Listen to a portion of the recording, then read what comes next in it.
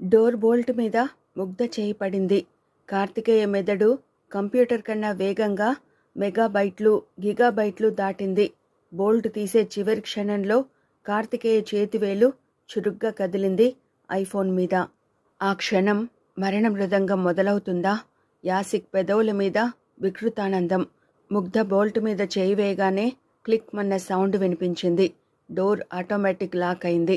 ముగ్ధ తలుపు తెరవడానికి విశ్వ ప్రయత్నం చేస్తోంది. అప్పుడే శాంసన్ వెహికల్ ఆ ప్రాంగణంలోకి వచ్చింది. వస్తూనే కిందికి దూకాడు. యాసిక్కు సీన్ అర్థమైంది. ముందుకు పరిగెత్తాడు. క్షణాల్లో ఎస్కేప్ అయ్యాడు. కార్తికేయ లాక్ రిలీజ్ చేసి శాంసన్కు ఫోన్ చేసి ముగ్ధకు ఫోన్ ఇవ్వమన్నాడు. జరిగిందేమీ చెప్పకుండా శాంసన్ తన ఫ్రెండ్ అని, తన కోసం వచ్చాడని, తను మరో గంటలో వస్తానని చెప్పాడు. కార్తీ, ఎనీ ప్రాబ్లం అడిగాడు చీఫ్. క్లుప్తంగా చెప్పాడు కార్తికేయ. పోనీ ఆ ఏరియా పోలీస్ స్టేషన్కు ఫోన్ చేసి చెప్పనా? వద్దు నాన్నగారు, చెప్పండి ఏంటి విషయం? చీఫ్ ఓ ఫైల్ ఇచ్చాడు. అందులో మోహనకు సంబంధించిన డీటెయిల్స్ ఉన్నాయి. కార్తీ, మోహన ఇక్కడికి రావడం వెనుక ఏదో ఉంది. బహుశా ఇక్కడ విధ్వంసం సృష్టించడానికి వచ్చి ఉంటుంది. ఈ కేసు నువ్వే డీల్ చేయాలి. నువ్వు మాత్రమే అందుకు సమర్థుడివి. మోహన ఇప్పుడు ఎక్కడ ఉందో ట్రేస్ చేశారా? అడిగాడు కార్తికేయ. ట్రై చేశాం, ఇంకా ట్రేస్ అవ్వలేదు. కాకపోతే ఈరోజు ఓ క్యాబ్ డ్రైవర్ హత్య జరిగింది. అతను ఎయిర్పోర్ట్ నుంచి వస్తున్నాడు. అతని క్యాబ్లో వచ్చింది ఎవరో తెలియడం లేదు. అతి శక్తివంతమైన పాయిజన్ వల్ల చనిపోయాడు. అతని క్యాబ్లో 50 ఏళ్ల మహిళ ఎక్కిందని ఎయిర్పోర్టులో ఉన్న ఓ క్యాబ్ డ్రైవర్ చెప్పాడు. ఓకే నాన్నగారు, నేను చూసుకుంటాను అంటూ లేచాడు. చీఫ్ లేచి, కార్తీ, ఓసారి ఇంటికి రాకూడదు? అమ్మ కూడా అడిగింది. 3 కొడుకులు ఉన్నా అమ్మలో ఒంటరితనం. కొడుకులంతా విదేశాల్లో. వెబ్కామ్లో చూసి ఆనందపడాల్సిందే నిట్టూరుస్తూ చెప్పాడు. తప్పకుండా అమ్మను కలుస్తాను. అమ్మను నేను అడిగానని చెప్పండి అని బయటకు నడిచాడు. రిసెప్షన్లో సులోచన కనిపించింది. ఈసారి వచ్చినప్పుడు మీరు మిస్సెస్ సులోచనగా కనిపించాలి నవ్వి చెప్పాడు సులోచనతో. బదులుగా నవ్వి, వెయిట్తో పాటు హైట్ కూడా తగ్గించే క్లినిక్స్ ఉంటే బాగుండేవి. తనకన్నా పొడవున్న అమ్మాయిలు భార్యగా పనికిరారనే ఆలోచన, ఈగో పోతే మీ కోరిక నెరవేరుతుంది చెప్పింది. సులోచన ఎత్తు ఆమె పెళ్లికి ప్రతిబంధకంగా మారింది. తమకన్నా లావుగా ఉన్నా పర్లేదు కానీ అమ్మాయి ఎత్తుగా ఉంటే పెళ్లి కొడుకుల్లో కాంప్లెక్స్. ఎప్పటికైనా తన బాధను అర్థం చేసుకునే మగవాడు తన జీవితంలోకి ప్రవేశిస్తాడని నమ్ముతూ వచ్చిన సులోచనలో ఆ నమ్మకం సన్నగిల్లిపోతోంది. కార్తికేయ శాంసన్కు ఫోన్ చేశాడు. తర్వాత మరో 2కి ఫోన్ చేశాడు. సరిగ్గా పావుగంట తర్వాత అతని కారు టెర్మినల్ దగ్గర ఆగింది. ఓ వ్యక్తి వచ్చి ఓ బాటిల్ అందించి వెళ్ళాడు. చేతులకు గ్లౌజ్ వేసుకున్నాడు. కారు దిగి ఎడమవైపు సందులోకి వెళ్ళాడు. ఆ ఏరియాలోకి రావడానికి మామూలు వాళ్ళు ధైర్యం చేయరు. చిన్న చిన్న గల్లీలు, అక్కడక్కడ అనుమానంగా చూసే శాల్తీలు. వాళ్లకు ఏమాత్రం అనుమానం వచ్చినా నిర్దాక్షిణ్యంగా చంపేస్తారు. నేరస్తులకు అడ్డా. మరోపక్క వ్యభిచారం జరుగుతుంది. కరెక్ట్గా చెప్పాలంటే అమ్మాయిలను కిడ్నాప్ చేసి ఇక్కడ వాళ్లతో బిజినెస్ చేస్తారు. ఆ సందులో ఉన్న చివరి ఇంట్లో ఉన్నాడు యాసిక్. అమ్మాయిల పెదవుల మీద ప్లాస్టిక్ పువ్వుల నవ్వులు, శరీరంలో కష్టానికి గురిచేసే సుఖవ్యాధులు. ఎక్కడెక్కడ నుంచో ఇక్కడికి తీసుకురాబడ్డ ఆడబిడ్డలు. ఏయ్ చమేలి, ఇలా రావే. ఓ అమ్మాయిని లాగి ఆమె బుగ్గను పళ్లతో గట్టిగా కొరికాడు. ఆ అమ్మాయి బాధగా కేక వేసింది. ఆ బాధను అణుచుకునే ప్రయత్నం చేస్తూ 2 చేతులు జోడించి, మీ ఇష్టం ఉన్నట్టు చేసుకోండి, డబ్బులివ్వండి, నా బిడ్డను హాస్పిటల్లో చూపించాలి అని వేడుకుంది. నా దగ్గర యాసిడ్ ఉంది, తీసుకో తీసుకో అంటూ యాసిడ్ బాటిల్ తీసి ఆమె మొహం మీద పెట్టాడు. భయంతో ఓ అడుగు వెనక్కి వేసింది. అక్కడ ఉన్న దాదాపు 40 మంది మహిళల దీనగాథ. 15 ఏళ్ల అమ్మాయిల నుంచి ఉన్నారు. డబ్బు ఇవ్వకుండా వారితో అతి వికృతంగా ప్రవర్తిస్తాడు. దేవుడా, మాకీ కష్టాలెందుకు? నువ్వే పుట్టించావు. నువ్వే ఇలాంటి శాపాలు ఎందుకిస్తున్నావు? మళ్ళీ జన్మంటూ ఉంటే మమ్మల్ని జంతువులుగా పుట్టించు. అప్పుడు ఏ జంతువు మా జోలికి రాదు కన్నీటితో వేడుకుంది. ఈ బాధల నుంచి విముక్తి కలిగించడానికి భువి మీదికి రమ్మని వేడుకుంది. యాసిక్ యాసిడ్ బాటిల్తో ఆమె మీదికి వంగాడు. దేవుడా, నిన్ను పిలిస్తే దెయ్యాన్ని పంపించావా అనుకుంది. కానీ యాసిక్ వెనుక అగ్రహోదగ్ర మహోగ్ర రూపంతో ఉన్న కార్తికేయను గమనించలేదు. అప్పటికే కార్తికేయ సూచన మేరకు టీవీ ఛానల్స్ ఆ ఏరియాను చుట్టుముట్టేశాయి. కార్తికేయ చేయి వేగంగా కదిలింది. 3 నెలల్లో ఆపరేషన్ పూర్తి కాబోతోంది. ఓబీ వ్యాన్లు రెడీగా ఉన్నాయి. అక్కడి దృశ్యాలు లైవ్లో రాబోతున్నాయి. అప్పుడే ముగ్ధ టీవీ ఆన్ చేసింది. టీవీ ఛానల్స్ తిప్పుతూ సడన్గా ఆగింది. టీవీలో ఓ దృశ్యం. ఆ దృశ్యంలో కార్తికేయ. అప్పటి వరకు దేవుణ్ణి తలుచుకుని పళ్ళ బిగువన బాధను అనుభవించిన ఆ అమ్మాయి విప్పారిత నేత్రాలతో చూస్తోంది. ఆదిశక్తి రూపంలో సాక్షాత్తు ఆ దేవదేవుడే వేనవేల బాహువులతో విశ్వరూపుడై దుష్ట శిక్షణకై కదిలి వచ్చినట్టు అనిపించింది. కార్తికేయ చేతిలోని యాసిడ్ బాటిల్ యాసిక్ మొహం మీద పడింది. నిప్పుల వర్షం కురిసినట్టు పెద్ద గావుకేక, చావుకేక అతని గొంతులో నుంచి బయటకు వచ్చింది. ఇది ఇండియన్ పీనల్ కోడ్లో లేని శిక్ష. ఎవిడెన్స్ యాక్ట్, సాక్ష్యాలు, వాయిదాలు లేని శిక్ష. ఇది ఒక హెచ్చరిక. యాసిక్ అరుస్తున్నాడు. మొదటిసారి అతనిలో ప్రాణభయం. కార్తికేయ ఆ అమ్మాయి వైపు తిరిగి, మిమ్మల్ని ఈ స్థితికి తెచ్చిన వాళ్ల మీద మీకు కోపం లేదా అడిగాడు. ఉంది, ఏడుస్తూ చెప్పింది. నీలాంటి వాళ్ళు ఇక్కడ ఎంతమంది ఉన్నారు అడిగాడు కార్తికేయ. 40 మందికి పైగా ఉన్నారు చెప్పింది. బయట 100 యాసిడ్ బాటిల్స్ ఉన్నాయి, అవి తీసుకోండి. మిమ్మల్ని ఈ స్థితికి తెచ్చిన వారి మీద యాసిడ్ గుమ్మరించేయండి చెప్పాడు కార్తికేయ. బయట యాసిడ్ బాటిల్స్తో సిద్ధంగా ఉన్నాడు శాంసన్. క్షణాల్లో ఆ ప్రాంతం నైసర్గిక స్వరూపం సమూలంగా మారిపోయింది. ఇన్నాళ్ల వాళ్ల కసి, కన్నీళ్లు, భయం, బాధ అన్నీ యాసిడ్ రూపంలో బయటకు వచ్చాయి. ఆ ఏరియాలో కాపు కాస్తూ తమని చిత్రవధ చేసిన గూండాలను యాసిడ్తో కడిగి పారేశారు. స్త్రీ శక్తి స్వరూపాన్ని చూపించారు. ఆ ప్రాంతమంతా హాహాకారాలు. అప్పటి వరకు తమకు పట్టినట్టు, తమకు మామూళ్ళు ఇస్తే చాలు అన్నట్టు ఆ ఏరియా వైపు కన్నెత్తి చూడని పోలీసులు పరిగెత్తుకొచ్చారు. టీవీ ఛానల్స్ లైవ్ మొదలుపెట్టాయి. బలవంతంగా ఈ వృత్తిలోకి నెట్టబడ్డ మహిళలు కార్తికేయ పాదాల మీద పడిపోయారు. ఈ రోజు నుంచి మీరు స్వేచ్ఛాజీవులు. మీ ఇళ్లకు వెళ్ళండి. ఒకవేళ అక్కడ మీకు నిరాదరణ ఎదురైతే మీకు అండగా ఓ సోదరుడిగా నేను ఉన్నాను. ఆ ఏరియా ఇన్స్పెక్టర్ వచ్చాడు. వస్తూనే నానా హంగామా చేశాడు. గూండాలు, రౌడీలు హాహాకారాలు చేస్తూనే ఉన్నారు. అంబులెన్స్ వచ్చింది. ఏం జరుగుతోంది ఇక్కడ? లా అండ్ ఆర్డర్ని చేతిలోకి తీసుకుంది ఎవరు? రెచ్చగొడుతూ యాసిడ్ దాడి చేయమన్నది ఎవరు? తన దర్పాన్ని చూపిస్తూ అడిగాడు. నేనే అంటూ తాపీగా ముందుకు వచ్చాడు కార్తికేయ. జనాన్ని రెచ్చగొట్టి ఉద్రిక్త వాతావరణాన్ని సృష్టిస్తావా కోపంగా అని కార్తికేయ చేయి పట్టుకుని స్టేషన్కు నడు అన్నాడు. అప్పటి వరకు తమకి దుస్థితి కలిగించిన గూండాల మీద యాసిడ్ దాడి చేసిన అమ్మాయిలు దండులా కదిలారు. కార్తికేయను అరెస్ట్ చేస్తే ఊరుకోమన్నారు. కార్తికేయ వాళ్లను సమాధానపరిచాడు. చట్టాన్ని తన పని తాను చేసుకోనివ్వండి అంటూ పోలీస్ జీపు వైపు నడిచాడు. యాసిక్ని, అతనితో పాటు ఆ ఏరియాలో ఉన్న గూండాలను అంబులెన్స్లో హాస్పిటల్కు తరలించారు. ఆ ఏరియాని ప్రభుత్వం తన స్వాధీనంలోకి తెచ్చుకుంది. అక్కడ మహిళా ఉపాధి కేంద్రం ప్రారంభం కాబోతోంది. నరక కూపంలోకి నెట్టబడ్డ మహిళలకు ఉపాధి కలుగుతుంది. కార్తికేయ పోలీస్ స్టేషన్కు వెళ్తున్న దృశ్యం చూసి షాక్ అయింది ముగ్ధ. తను చూస్తున్నది నిజమైనా? కార్తికేయను పోలీసులు పట్టుకు వెళ్లడం ఏమిటి? ఆమె మనసులో ఆందోళన. ఇప్పుడు తనేం చేయాలి? పోలీసులు కార్తికేయను కొడతారా? ఆమె చిన్ని ప్రపంచంలో చూసిన సినిమాలు, పేపర్లలో వచ్చే వార్తలు భయాందోళనకు గురిచేశాయి. అయ్యో దేవుడా, కార్తికేయ లాంటి మంచి మనిషికి ఇన్ని కష్టాలు పెడతావా? తనకేమీ కాకుండా చూడు స్వామి మనసులోనే దేవుడికి మొక్కుకుంది. అమాయకత్వం, మనుషులను ప్రేమించడం, స్వచ్ఛంగా బ్రతకడమే తెలిసిన అమ్మాయి. తనను ఎలాగైనా కాపాడుకోవాలి. తన స్నేహితురాలికి చెబితే కార్తికేయ పోలీస్ స్టేషన్లో ఉన్నాడంటే తన గురించి మరోలా అనుకోవచ్చు. తనే వెళ్తే సరి. పోలీసులకు డబ్బులిస్తే వదిలేస్తారని ఆమెకు పత్రికలు చదివిన జ్ఞానం. తన పర్సులో ఉన్న డబ్బులు తీసుకుంది. ఇవి కూడా సరిపోకపోతే వెంటనే చెవులకు నాన్న ప్రేమగా చేయించిన జూకాలు తీసేసింది.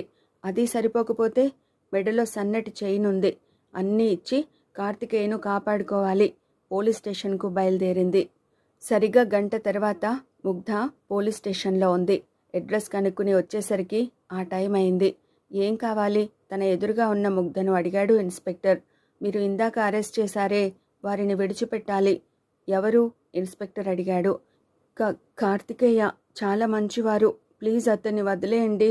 2 చేతులు జోడించింది. కార్తికేయ అన్న పేరు వినగానే ఇన్స్పెక్టర్ లోపలికి పరిగెత్తాడు.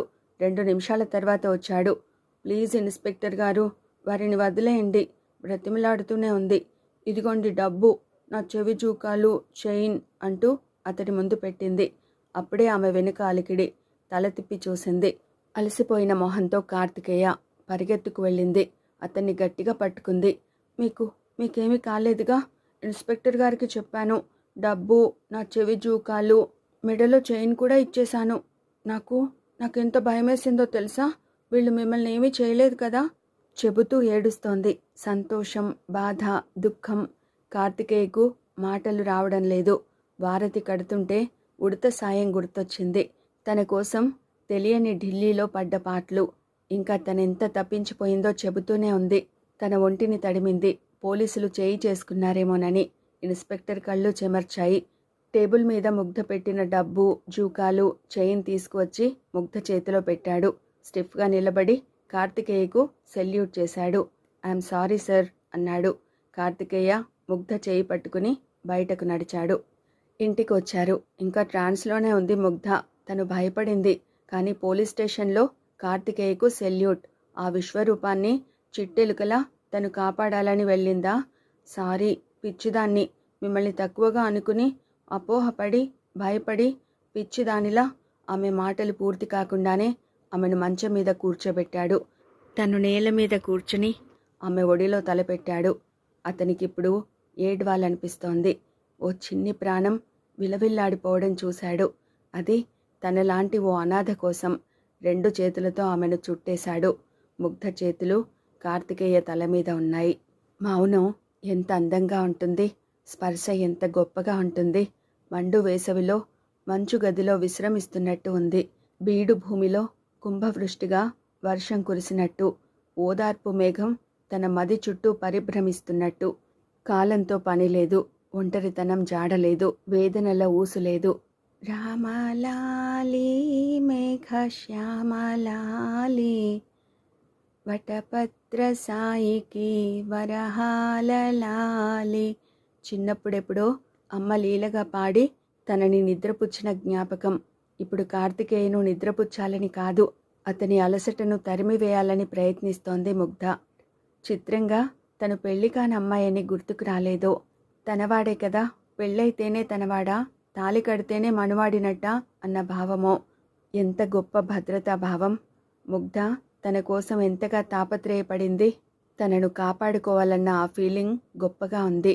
అసలు జరిగింది వేరు. ఇన్స్పెక్టర్ తనని అరెస్ట్ చేయడం తను ఆడిన నాటకమే. కొద్ది గంటలు వెనక్కి వెళ్తే అసలేం జరిగిందో తెలుసుకోవచ్చు.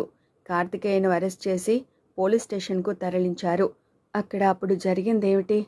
Police station. కార్తికేయ లోపలికి అడుగు పెట్టగానే సెంట్రీ డ్యూటీ చేస్తున్న గార్డ్స్ని పిలిచి మరో గంట వరకు ఎవరినీ లోపలికి రానివ్వవద్దని చెప్పాడు. కార్తికేయ దగ్గరికి వెళ్ళి సెల్యూట్ చేశాడు. సారీ సార్, అంతమంది ముందు మిమ్మల్ని ఇంకా ఏదో అనబోతుండగా. నో మిస్టర్ శ్రీ, మీరు సిన్సియర్ పోలీస్ ఆఫీసర్. ఇంతకు ముందు ఉన్నవాళ్ళు డబ్బుకు ఆశపడ్డారు, గూండాలకు సాయపడ్డారు. పోలీసుల్లో మీలాంటి నిజాయితీపరులు ఉంటారని నిరూపించారు. ఆ ఏరియాలో గత 20 సంవత్సరాలుగా ఈ దారుణం జరుగుతోంది. అది ప్రభుత్వ స్థలం. రాజకీయ నాయకులు, గూండాలు కలిసి చేసిన కుట్ర. ఎప్పుడైతే మీడియా దృష్టి ఫోకస్ అయిందో రాజకీయ నాయకులు సైలెంట్ అవుతారు. ఇదే టైంలో అక్కడ అన్ని ఆక్రమిత కట్టడాలను కూల్చేస్తే సమస్య సగం సాల్వ్ అవుతుంది చెప్పాడు కార్తికేయ. Excellent sir. ఎప్పుడూ ఎవరో ఒకరి ఒత్తిళ్లకు తలొగ్గుతూ వృత్తిపరమైన ఆనందాన్ని కోల్పోతున్నాం సార్. ప్రతి ఒక్కరూ మమ్మల్ని వేలెత్తి చూపేవారే. మాకు ఉండే ప్రెషర్స్ మీలాంటి వాళ్ళకే తెలుసు. నా నిజాయితీకి గుర్తింపుగా ప్రభుత్వం సస్పెన్షన్ ఇస్తే మీరు తిరిగి నా పోస్టు ఓ విజయంతో ఇచ్చారు సిన్సియర్గా చెప్పాడు శ్రీ. ఓకే, ఇంతకీ యాసిక్ ఎక్కడా? అతడి కోసమే మనం ఇంత డ్రామా ఆడింది. వాడి ద్వారా నిజాలు కక్కించడానికి చెప్పాడు కార్తికేయ. Yes sir. వాడి మొహం కొంత కాలిపోయింది. ఈ పరిస్థితుల్లో వాడు మాట్లాడాలి శ్రీ, మనం మాట్లాడించాలి అన్నాడు. అంబులెన్స్లోనే యాసిక్కు చికిత్స జరుగుతోంది. ఇంకా సేపట్లో అంబులెన్స్ వస్తుందని చెప్పాడు. సరిగ్గా 10 నిమిషాల్లో అంబులెన్స్ వచ్చింది. కార్తికేయ అంబులెన్స్లోకి ఎక్కాడు. డాక్టర్స్ చికిత్స చేస్తున్నారు. ఎలా ఉంది డాక్టర్? ఓ డాక్టర్ని ఉద్దేశించి అడిగాడు కార్తికేయ. క్రిటికల్గానే ఉంది. కాకపోతే యాసిడ్ని ఎక్కడ పోస్తే తీవ్రత తగ్గుతుందో అక్కడే ప్లాన్డ్గా పోశారు. లేకపోతే ఈ పాటికి మెజిస్ట్రేట్ రావాల్సి వచ్చేది డాక్టర్ చెప్పాడు. ఎస్ డాక్టర్ అని యాసిక్ వైపు తిరిగాడు. మొహంలో విపరీతమైన పెయిన్.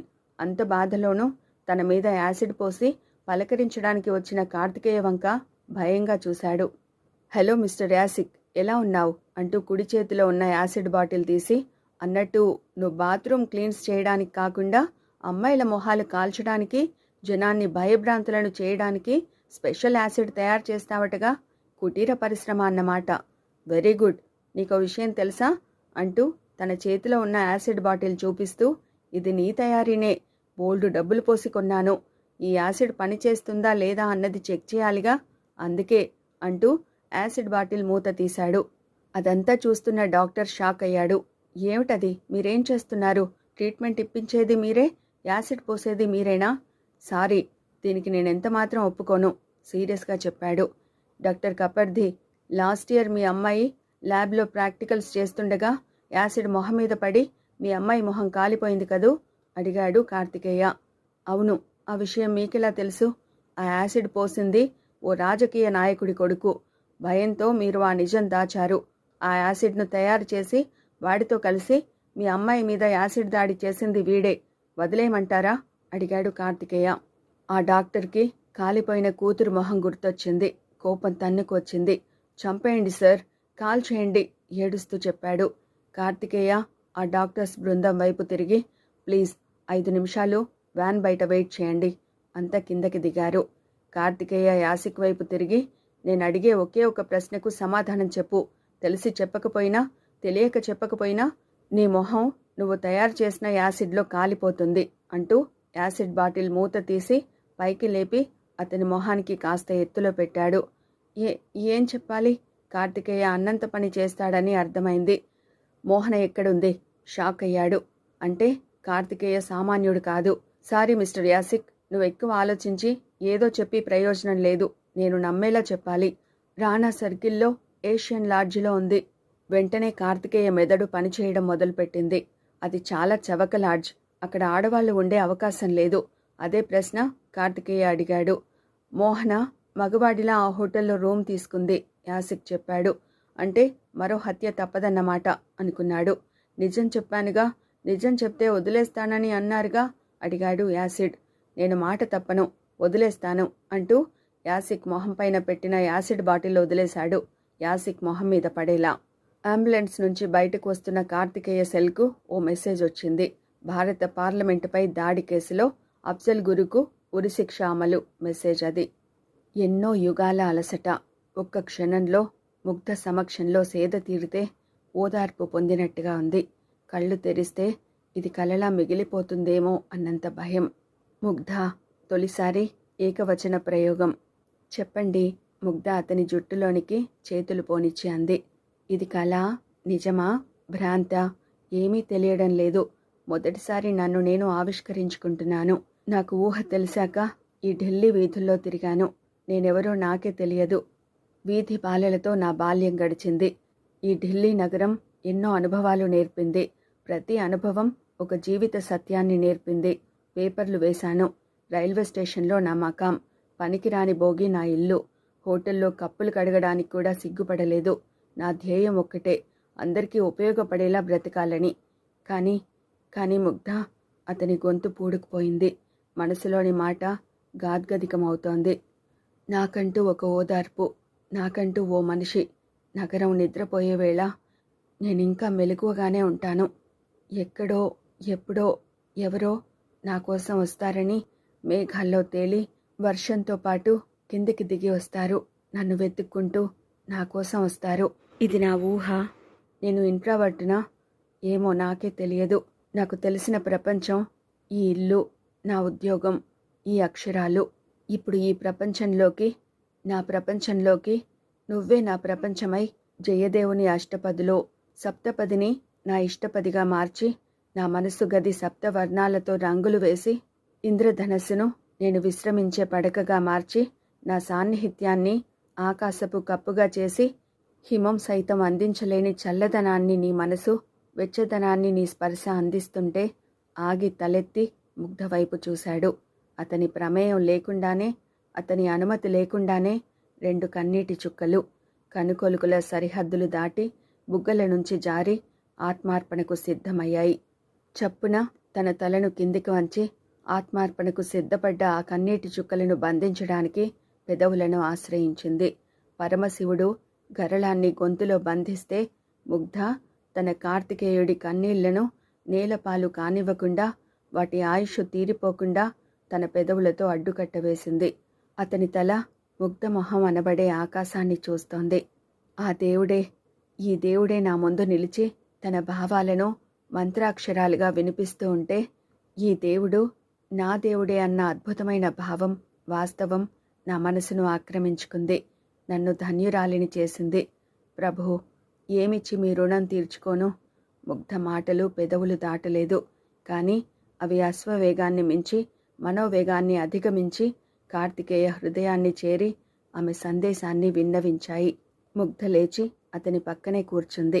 అక్కడ రెండు మనసులు ముచ్చట్లాడుకుంటున్నాయి. ముగ్ధ కార్తికేయ మధ్యన బలపడే సాన్నిహిత్యం, చిగురించే ప్రేమ, మమేకమయ్యే దగ్గరితనం. రాయడానికి 4 గంటల సమయం తీసుకున్నాను. ప్రేమను సృష్టించలేము, ఎందుకంటే ప్రేమే ఒక సృష్టి. ఆ సృష్టి ఇద్దరు వ్యక్తులను దగ్గర చేసి తన ప్రేమ వారి చుట్టూ పూల తీగలా అల్లుకుంటుంది. నా ప్రమేయం లేకుండా నేను ముగ్ధ ప్రేమలో పడిపోయాను. నేనే కార్తికేయన్ అయిపోయాను. ఇది ఓ అందమైన అమ్మాయి నా దృష్టికి తెచ్చాక కలిగిన అందమైన ఫీలింగ్. ముగ్ధ పాత్ర చాలా మందిని హంట్ చేస్తుంది, ఐడెంటిఫై చేసుకునేలా చేస్తుంది. కార్తికేయ పాత్ర ఐడియల్ హీగా నిలిచింది.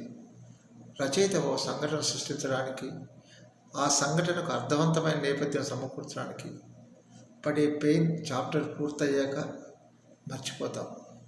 అలాంటి అందమైన బాధ ఈ చాప్టర్లో ఇద్దరి మధ్య సాన్నిహిత్యాన్ని అక్షరాలతో పెనవేసినప్పుడు కలిగింది. సమయం తెల్లవారుజాము 5 గంటలు. మరో గంటలో ఎయిర్పోర్ట్లో ఉండాలి. ముంబై ప్రయాణం. చాప్టర్ రాయడం పూర్తయింది. ఆ అక్షరాలు నాకు గుడ్ మార్నింగ్ చెప్పాయి. అవి మిమ్మల్ని పలకరించడానికి సిద్ధమవుతున్నాయి.